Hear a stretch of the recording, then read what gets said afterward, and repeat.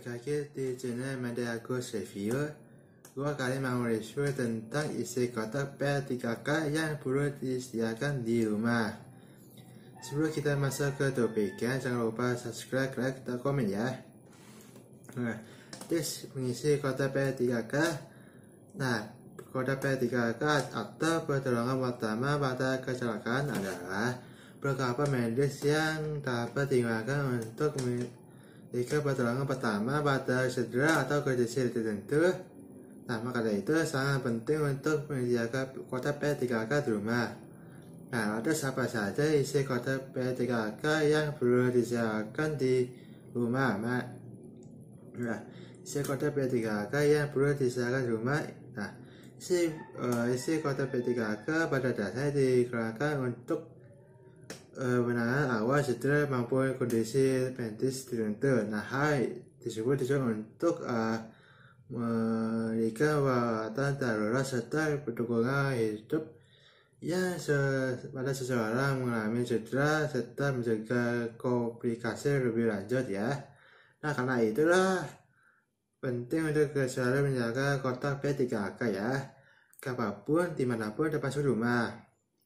Nah, pada umumnya kotak P3K di rumah diisi dengan perlengkapan untuk mengobati cedera atau keluarga ringan. Nah, seperti digores, diiris, dikiris, terus disengat, serangga, luka ringan dan sebagainya.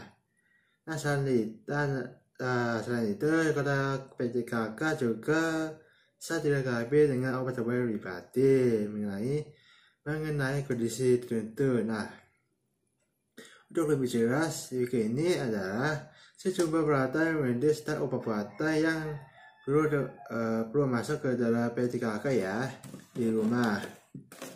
Yang pertama itu adalah peralatan medis. Nah, isi kotak P3K di rumah dilengkapi dengan peralatan medis yang mengenai cedera atau luka. Secara umum terdapat beberapa perlengkapan ya medis yang telah digunakan pertolongan pertama cedera maupun luka, mulai dari plester luka hingga cairan antiseptik ya. Ikut riwayatnya selengkap mengenai peralatan kotak P3K di rumah.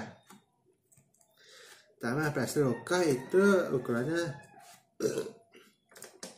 menurut luka keras ya, dan luka terbuka terkecil.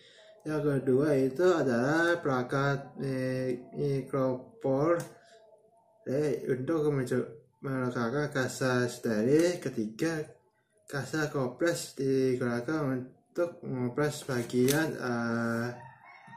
yang memar atau bekas. Keempat adalah alkohol, lap ya, atau tisu antiseptik untuk membersihkan peralatan medis lainnya. Kelima adalah cairan antiseptik seperti Vividol atau Idiol untuk membersihkan area luka ya. Keenam adalah sarung tangan non latex ya. 7 beban. 8 adalah kain kasa gurun dan steril ya. Ke-10 itu peniti ya. Ke-10 adalah pinset. Ke-11 gunting, ke-12 termometer, 13 mitera, yaitu beban yang menutup luka yang berukuran besar maupun luka bakar atau untuk mengikat bidai ya. 14 adalah ubarot relatif untuk menahan cedera pada engkel. 15 adalah senter. Ke-16 adalah gunting kuku. 17 adalah satu set bidai ya. Nah, kedua adalah obat-obatan ya. Nah, selain peralatan medis, obat-obatan juga perlu melengkapi isi kotak P3K yang ada di rumah. Perlu diingat ya, obat-obatan di dalam kotak P3K hanya digunakan pada medis tertentu. Pastikan juga mengonsumsi obat-obatan sesuai dengan anjuran tertera pada kemasan. Ada beberapa jenis obat-obatan P3K di rumah adalah pertama, obat peredam nyeri seperti paracetamol atau ibuprofen. Obat ini juga dapat digunakan meredakan demam. Kedua itu adalah obat diare. Ketiga obat alergi seperti antihistamin. Nah, keempat adalah obat pereda flu atau batuk. Kelima obat tetes mata. Keenam adalah obat anti mabuk untuk mencegah perjalanan ya.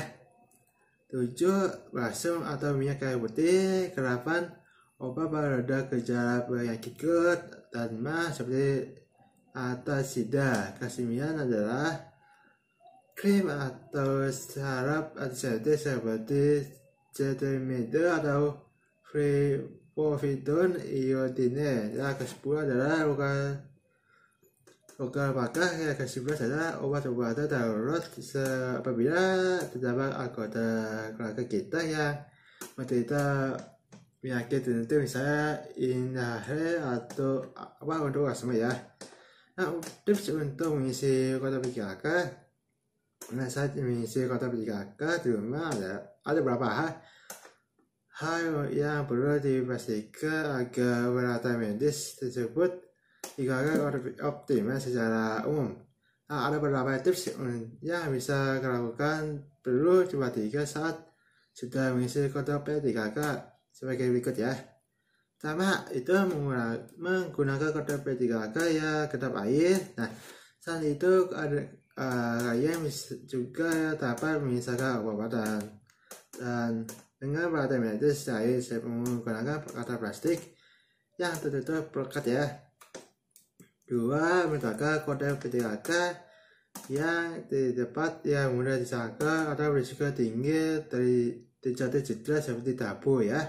Ketiga adalah menghindari meletakkan PJKK di dalam kamar mandi. Pasalnya kamar mandi memiliki tingkat kelembapan udara yang bertinggi ya, sehingga dapat merusak obat-obatan. Keempat, memeriksa kelengkapan isi kotak pertolongan pertama secara berkala. Kelima, pastikan untuk selalu memeriksa tanggal kedaluarsa obat-obatan yang ada di dalam kotak PJKK.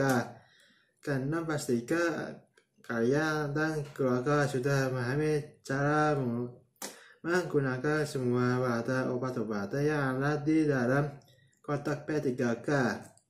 Ketiga, berbagai si kotak PJKK yang perlu disahkan di rumah ya, selain digunakan sebagai pertolongan pertama masalah kesehatan keluarga juga. Namun perlu diingat bahwa penggunaan perlengkapan PJKK ini hanya dilakukan sebagai langkah pertolongan pertama pada kondisi darurat ya. Nah, itu dia review isi kotak PJKK yang perlu disahkan di rumah. Sekian dari gua, sampai jumpa, bye.